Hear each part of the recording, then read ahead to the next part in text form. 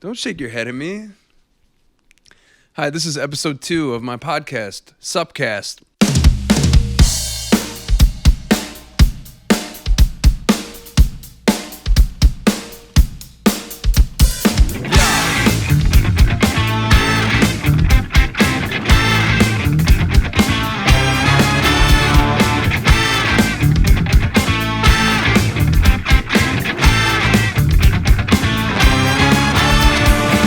Episode 2.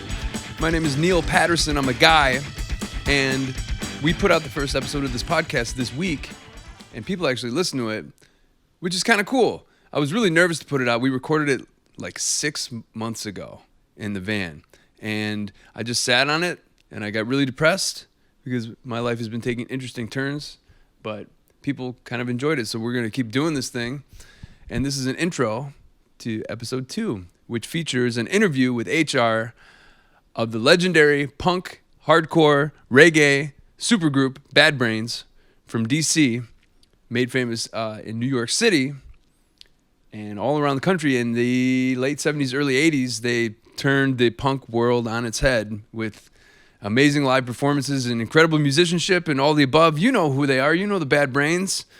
And I have my producer here, Allie, and we're having a great time. And where are we right now? In Costa Mesa. We're in Costa Mesa, California, at her parents' place. And we are being lit by a window because I read somewhere on YouTube that you need to light using window light. It's actually a good source of light. So hopefully this video thing is well lit. For those of you listening, there is no video. It's just my voice. Just this. Soothing. The soothing sounds of Neil Patterson. Like a lullaby. This is SUPcast episode 2, so thank you for tuning in. And a lot of weird stuff has been happening lately.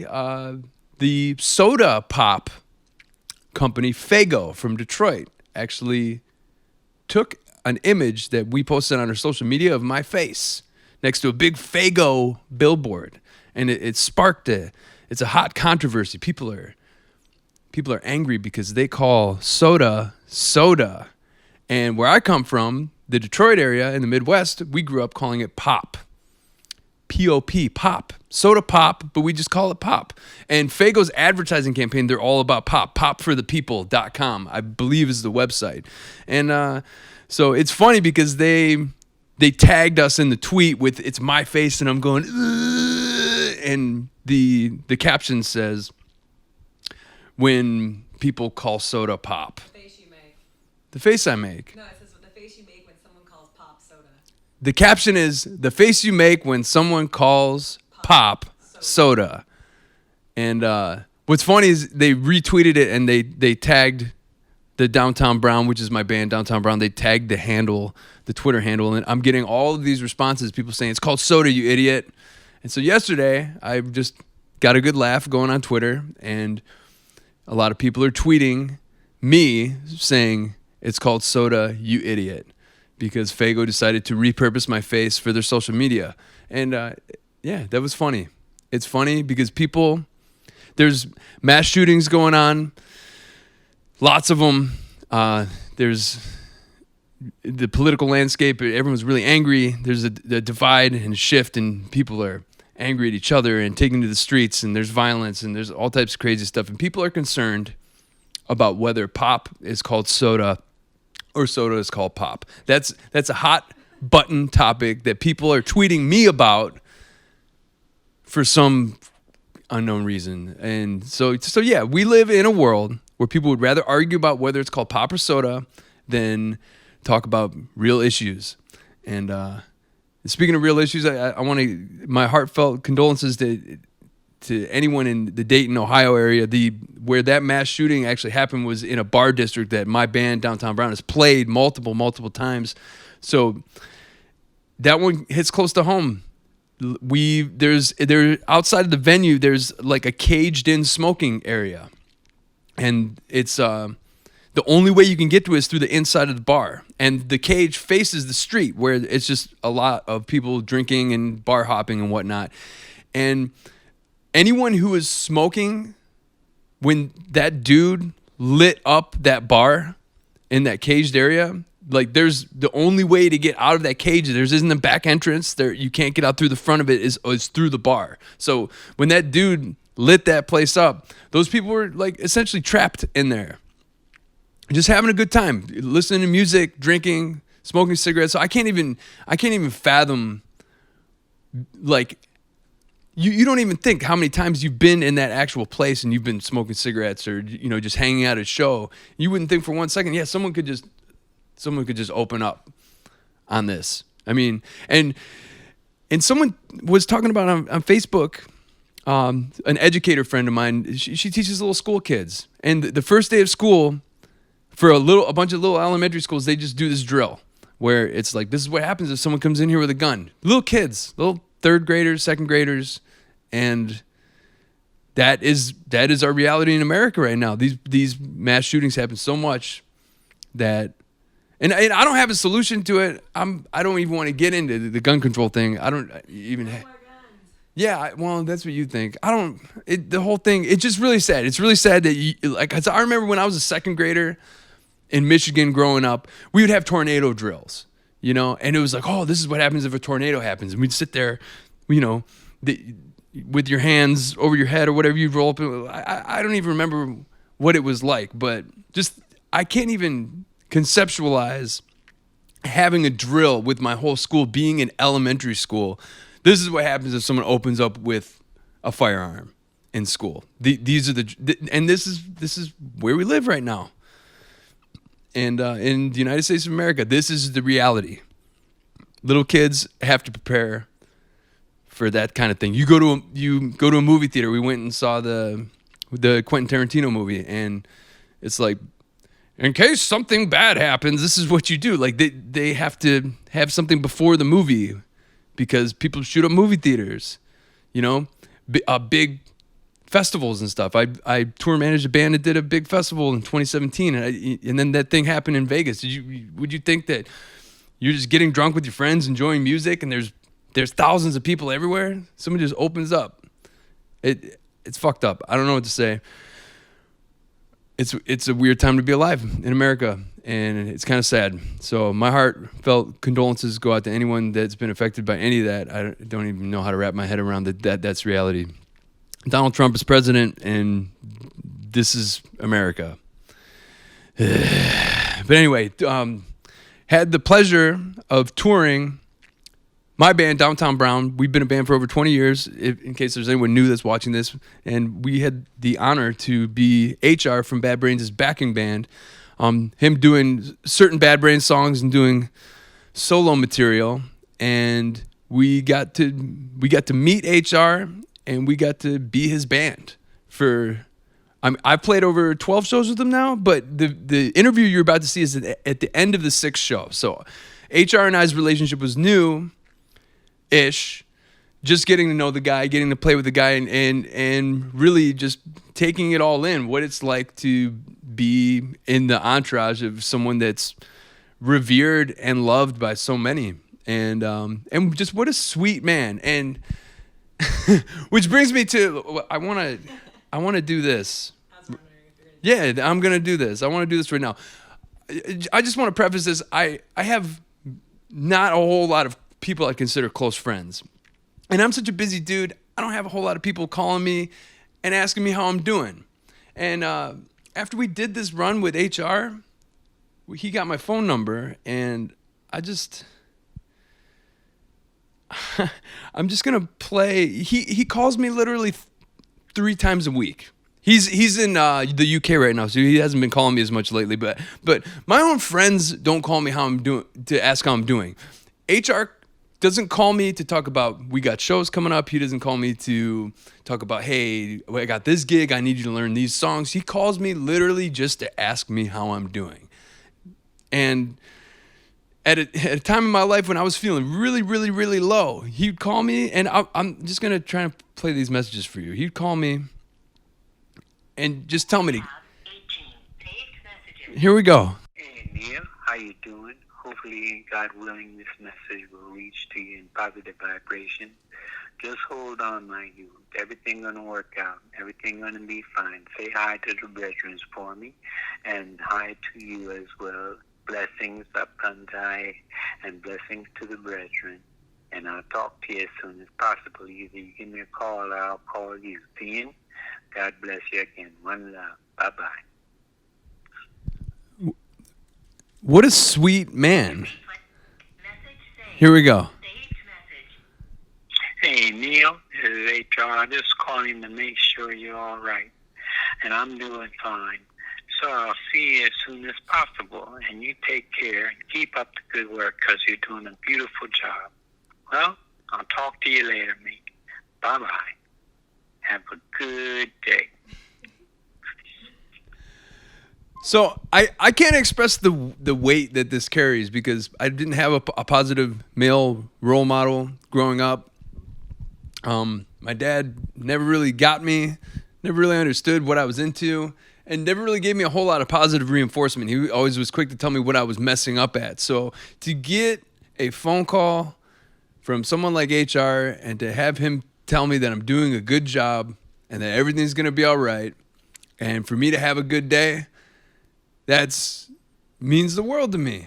And it blows my mind that someone like HR would be giving me a call and I would be, playing guitar for him and would be doing tour dates with him. And it's a beautiful thing. Life takes you places.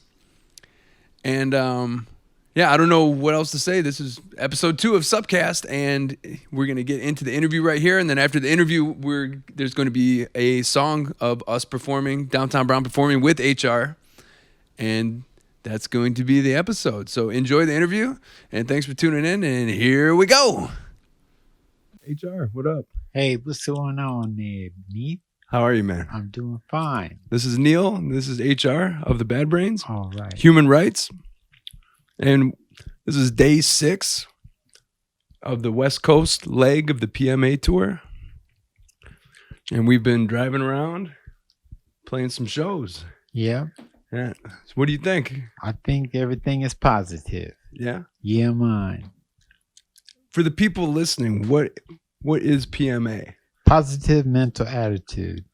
And how did you come to grasp onto that? Well, my father said one day to stop watching TV and go and grab a book to read. So he said it was on top of the refrigerator in the kitchen. So I went in there and I looked, and there was the book called Think and Grow Rich by Napoleon Hill.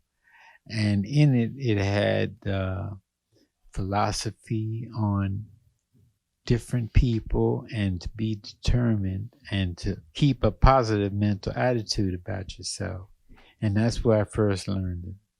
And have you maintained that PMA the whole time? Yes, I have. Yeah? Yeah, man. How does one stay on that path if they're having a problem with it? Well, at first, I would say they would have to make a decision. That's what they want to do. Then write it on a piece of paper and then put that paper in the book and don't come back to it for a year. Then after a year, open up the page that you had the message on and see how much you've developed to get there. And as far as it goes, no matter how hard things may be, just keep yourself positive and do it little by little. So if you have a day job or you might have an evening job, get that over with and then do the message a little bit. You don't have to do it at first, the whole thing. That's my problem. I want it all to happen right then. I want to wake up and be happy. So you're saying we got to work at it? Yes. Okay, I have to do that. I'm going to write that down. What am I going to write down? Be happy. Yeah, because I moved out to California in 2016, and it's been kind of a rough ride. Oh. Some days I wake up and I'm not in a good mood. I'm not feeling too positive. So, right. But you know what? One thing that I have done recently that's brought my mood up? Yes. It's playing music with you, man. Ah, yes, I am. Rastafari. So, how long How long of a break did you take before this recent bout of shows that you've been doing? Oh, it took about 2 years. 2 years break. I was working with the Bad Brains for about 30 years, since 1979. Wow. And we decided to do some shows, and we did a show. We came together for the last time in Chicago, and we went and played before at least 50,000 people. Was that at the Riot Fest? Yes, that was at the Riot And Fest. didn't Randy from Lamb of God sing with you too? He did. He sang the rock songs, and I sang the reggae songs. Is there footage of that online? Yes, there is. Okay, I gotta check that out. Yeah. So, what is your take on freedom? Well, Artistic freedom, like, because when I listen to you sing, mhm. I feel like you don't think about what's coming out of your voice. Yeah. It just happens. Yes. Well, you have to be careful when you use the word freedom and when you're looking for freedom, because free can be dumb. And you find yourself going through a lot of just unnecessary behaviors and unnecessary how would you say, individuals and their reaction to what you're acting at or what you're presenting. And like the song goes, reignition. It's when our action causes reaction, what starts. So what you got to do is keep on trying it with the right promotion and self-promotion and self-employment. And what that means is that you put your strength inside of you and don't worry about what people say. Just keep the PMA, and that'll help you go through. I got to work on that. But Yeah. as far as singing is concerned, like on some of those early records, Mm-hmm. you're doing some wild stuff. Yeah, I sure am. Now, did that just come out of you? Or? Well, it has a lot to do with the producer. Okay. Ron St. Germain is an example. He tested me and told me to do certain lines over and over and over again and again and again. And then when he finally heard what he wanted to hear, then he'd say, move on to the next line. Now he's produced Rock for Light. Was he the Rock for Light, or was he Eye Against He was Eye. Eye Against Eye. Okay. Mhm. There's a lot of good riffs on that album. Yeah. Yeah. Rock for Light was Rick Ocasek. Okay, that's the Cars guy. That's the one in the Cars. Okay. And the very first LP. That was with the Bad lightning Brains. bolt. Yeah. Bad Brains. We did it, and it was engineered by a man named Jerry. And that was in the house that you recorded in the house. Yep. Wait, and is it true? I saw in the documentary, were you singing outside of the house? Well, Gary was playing his guitar outside, and I was down in the basement. Okay, so you recorded in the basement. Yeah. Yeah, it's an amazing record. So, how does it feel to be on stage these days after doing it for so long? Well, it feels. That's an interesting question.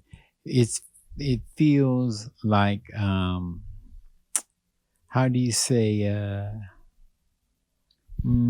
bit tedious. Yeah. And it does play on the soul, and I keep my soul going positive, and it brings out the encouragement and the enthusiasm that I need, and the kids make it possible, because without them I wouldn't be able to do it. So you're feeding off the energy of the crowd. Yes. When we played Anaheim, Mm-hmm. you said that you had a dream. Yeah. Tell me about that. Well, it was more of a vision, not a dream. And I had a vision that said everything would be all right.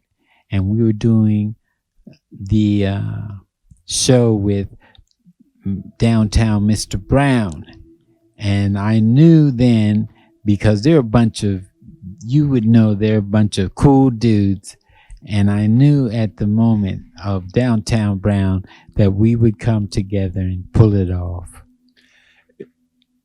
And you told the crowd, you said, I just want you all to know that I love you. Yes. And that was a great moment. Yes. We were outside in Anaheim, and yeah, this has been like quite an experience. I really appreciate you having us. Yes, sir. And we're going to do it again in July and in May too. Yes, Neil. So you're starting to do more shows. Yes, sir, we are.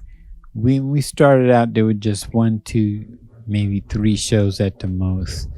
But through a woman named Kate and a brother named Vaughn, I worked along with our booking agent, Mr. Landon, and he knew that we were the band that he was looking for, along with Downtown Mr. Brown.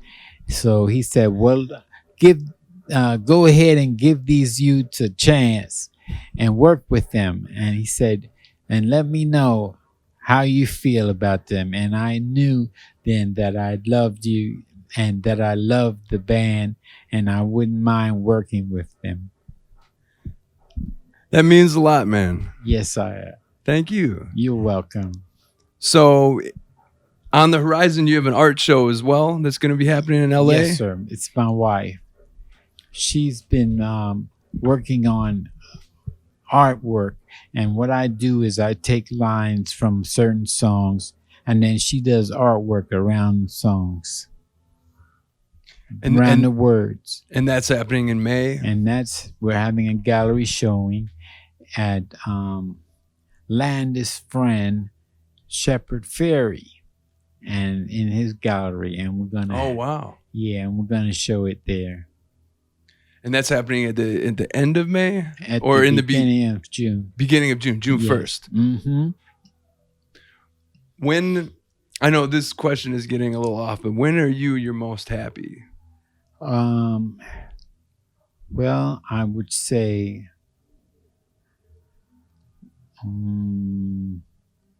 when I'm at home listening to music and just cooling out. Yeah. It's a little less stressful than driving. Yeah, it sure is. Driving 5, 6, driving through Tahoe, down the mountains. What were you thinking when we were driving down that mountain? Oh, man, it was a test, boy. I seen all these mountains and cliffs, and I started praying to the dear Lord. I say, oh, God, don't let this van have an accident. And I remember looking over him because I was driving the van. And you were holding on to we call it the oh shit bar because when you grab it, you say, oh shit.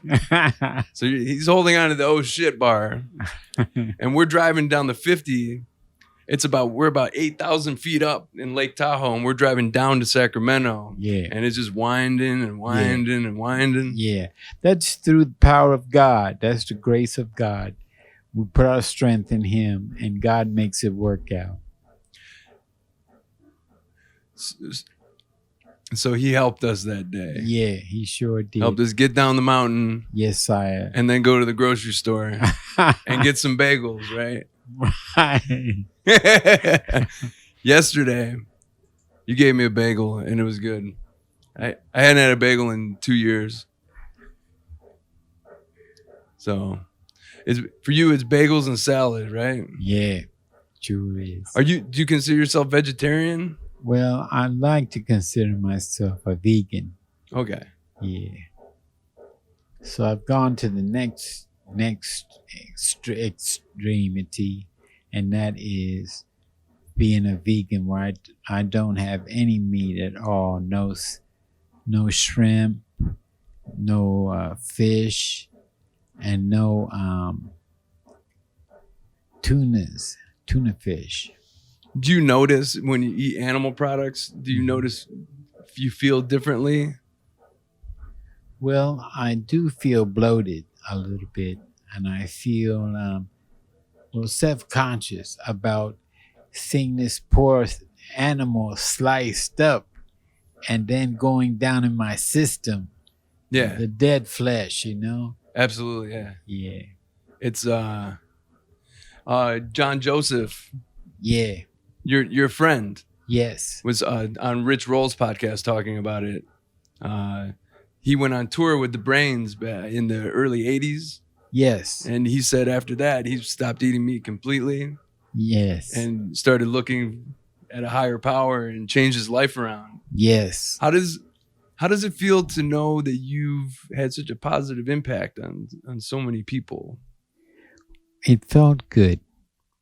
I'm glad that it did. It shows me that somebody's listening to what I'm talking about, because not everybody understands. But when you meet one or two people that do understand and they come up to you and say, thanks a lot, then it lets me know that somebody is listening.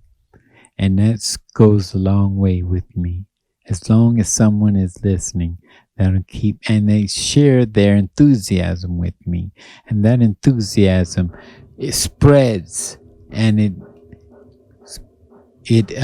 makes it consistent with what they're saying, and it goes to the next one, it goes to the next man, and to the next man, until you have a group of people. And then you say your message, say what it is you want to say, and have music to enhance it, and to make it practical, and bring the idea to a reality, to a realistic view. And that's how it does. That's how it works. So would you say that something like negativity could be contagious as well, like that? Oh, yeah. So, yeah. So by avoiding that, Yes. life ultimately is better. Yes. No doubt about it. I got to work on that. Yeah, man. Yeah. But I'm inspired by you, my friend. Yes, I am. And this has been I'm trying to find the word. It's been just an eye-opening, great experience. I met you when I was on tour with Fishbone back in 2012. Oh, okay. And you were wearing like a cowboy hat and a wig. You were having a good old time. But I never thought for 1 second that I'm gonna, me and my boys are gonna be backing you up. Yeah. So it's just life takes you places. Yeah, the ideas came from Kate Gamble, and she was trying to say, well, who can I get to back up this man? What kind of band would fit in with him? And it took her a certain amount of time to come up with y'all, but she went ahead and tried Downtown Brown. She said y'all were climbing up in the charts, and had a good response from the kids. So I said, okay, that sounds cool. I remember that that inspiration came from my influences in life. And some of them were Chick Corea, Stanley Clarke, Lenny White, and Al Di Meola, and Bob Marley. Yeah. And they were the ones that pulled it off for me. Yeah, I have a list of those too. Just King Diamond mostly. Do you know King Diamond? Yes. He's pretty outrageous. Yes, he is. Yeah, and when you guys started, when the Brain started, you weren't playing punk rock. You weren't playing hardcore. No, we were playing jazz, and our name was Mind Power. And we used to write songs like How Many Years of Love. And before then, Gary had been working with the Soul Searchers and other bands in Washington, D.C., like Stress Band and the Navy Yard Boys. And he played the bass. One day he hooked up with us, and we used to practice over at Alvarez's basement.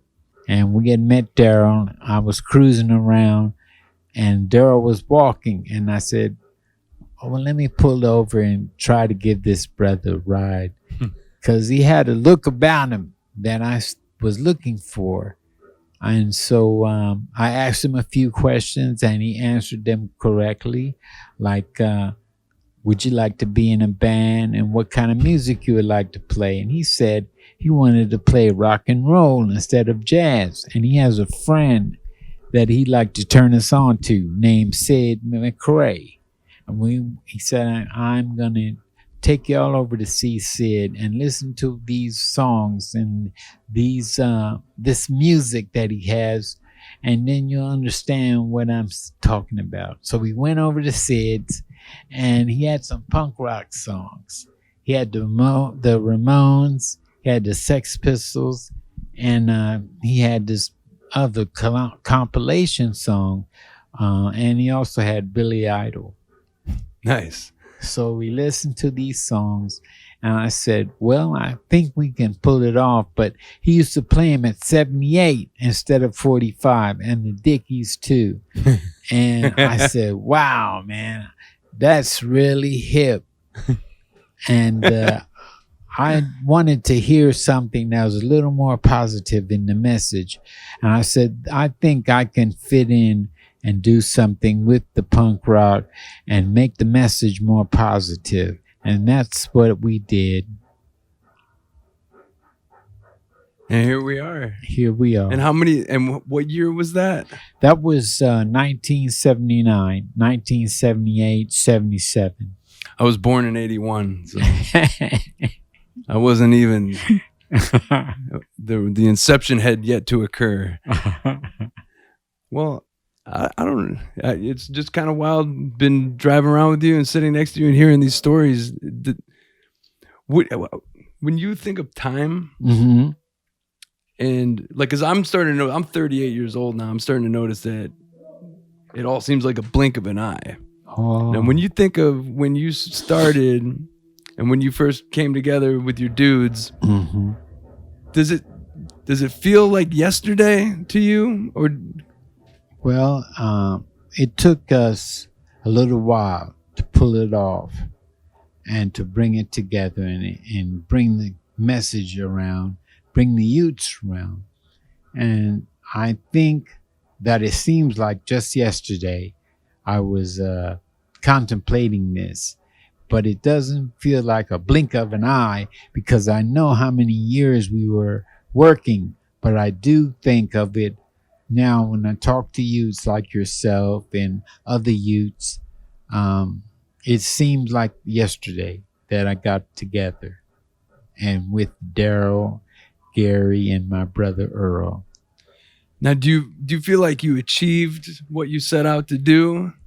Well, because I mean, we all think that you totally did. But yes, I did, but I didn't think that was going to always be the same band. At first I did want it to be the same band, which was the Bad Brains, but they wanted different strokes for different folks. They wanted to play rock and roll, and I wanted to play reggae. So we eventually ventured off into our own groups. Daryl has his own group now called the Defiant Ones, and Gary plays with him, and Earl has his own group. Daryl and Gary live in Woodstock, and Earl lives in Atlanta. And you're in Philly. And I'm in Philadelphia. And so they did their own thing, and you started doing human rights. Right. Which is mostly reggae, if not all reggae. Yeah. We didn't start that way though. We used to play a little punk and a little reggae. My friend has the live CBG. My godson has a live CBGB's album that he's been sharing with everyone, and he first heard it in 1983, 82, and his help has brought to a lot of youth their eye-opening experience. His name is called Alfredo Weeks, and we call him Chambo. And he's been working on this album ever since he heard it, which has been almost about 20 years now. And he said he would like permission to release it, so he released it on my birthday. Name of his label is called catchafiremusic.com. And if you look on in your computers, you'll find it, and it's online. Is that the one that we're selling at these shows? A CD? The CD? Yeah. Yes. Okay. That's where that's the Human Rights, the Live from CBGB's? Right. Okay. And is it it's available online? Yes, it is. What's it called? It's called catchafiremusic.com. Okay.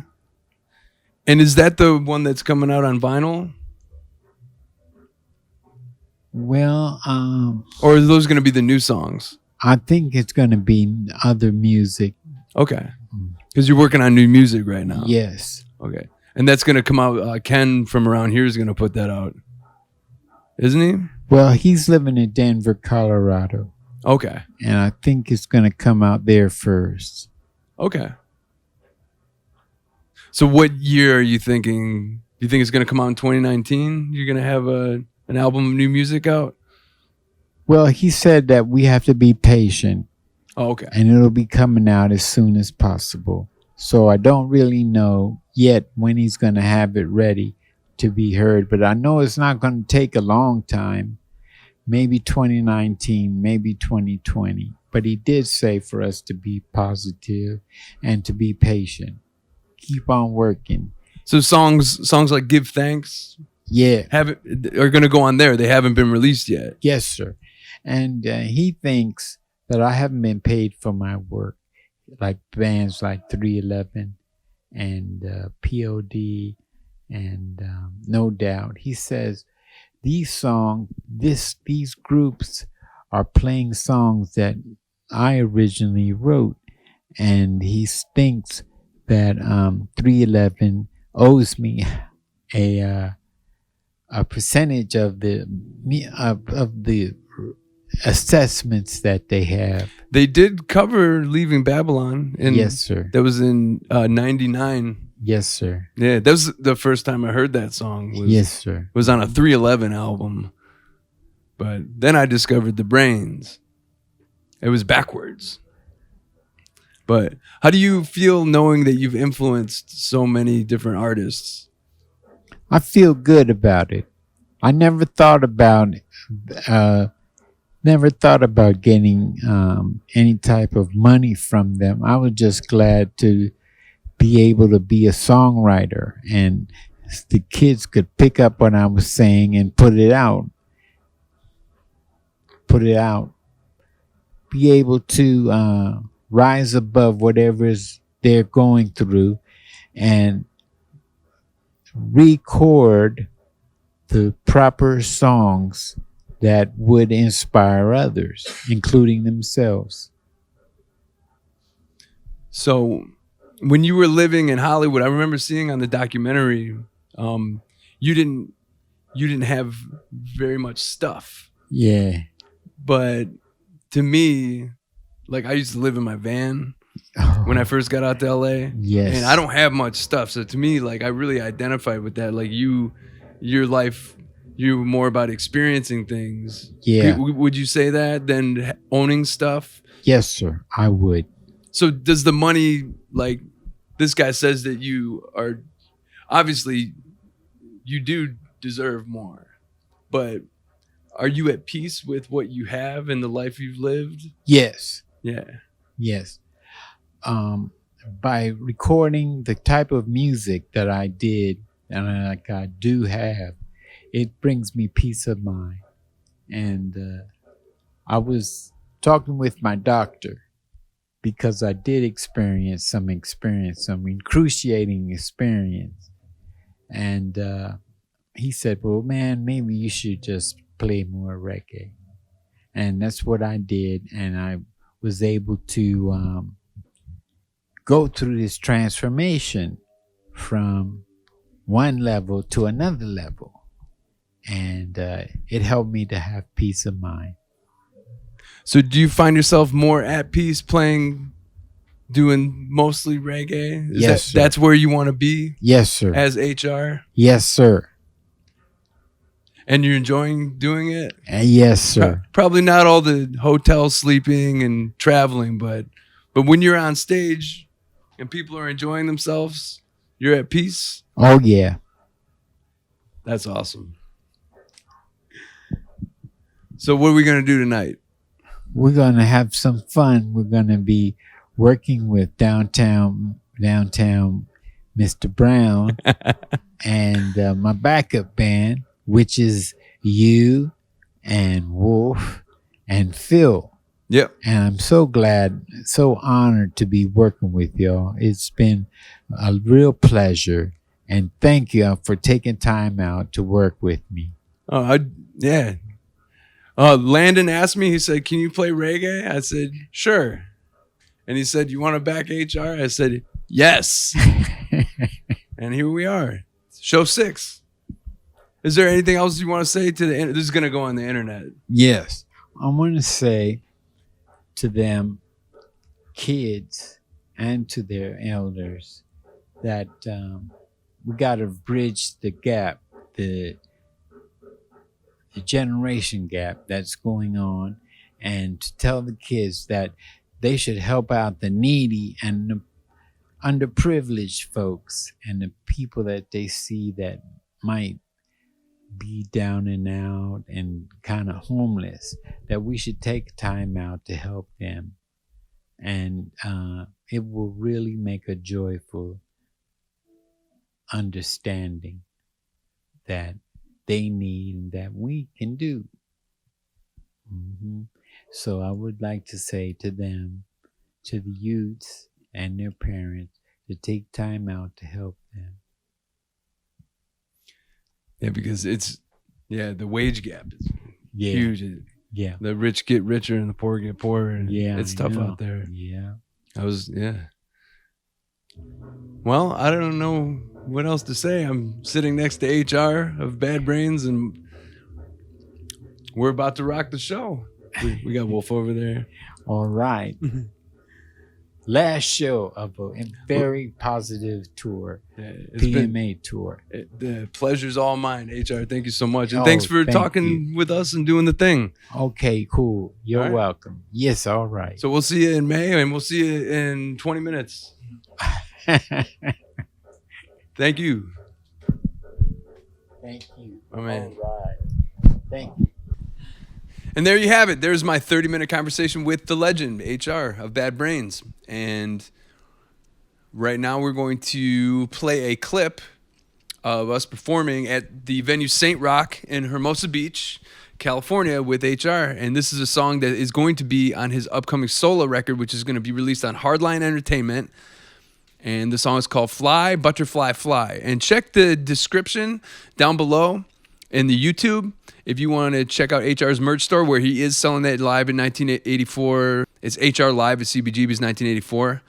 And there's a link to purchase that. And I also included down HR's website, HR's Instagram, and you can check out the Lethal Amounts art show that HR did with his wife. There's still prints available, and there's going to be a link down there to that as well. So check out all the links.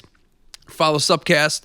Here's a song. Thank you very much, and everyone have a beautiful day, and take care of each other, take care of yourselves, and I love you, and have an enjoyable rest of your thing that you're doing. Goodbye, humans. Bye. This one is called Fly, Butterfly, Fly.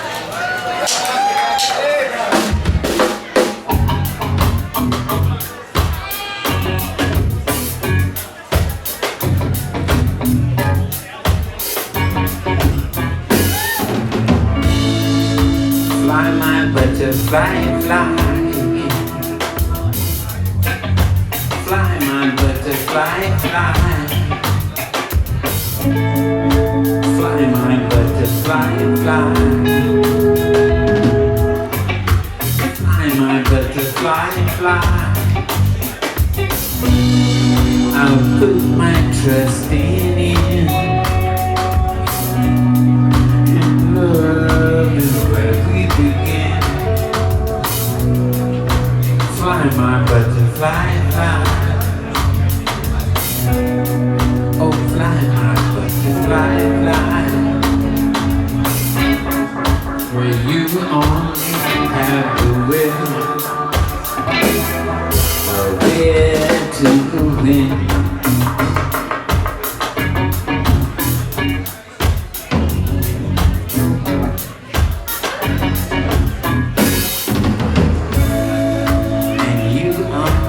the flowers.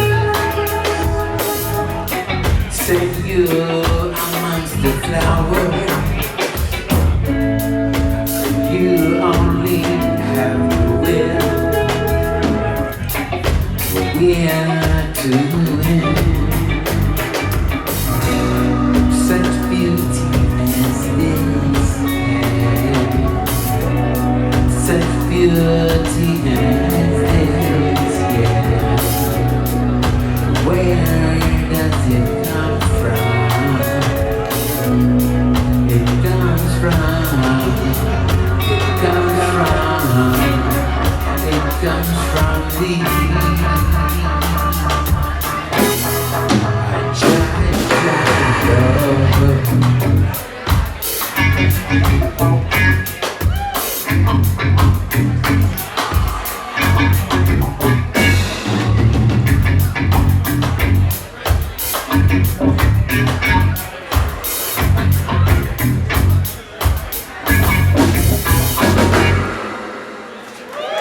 Yes, thank you very much. How you feeling out there? Are you ready? Yes, I am.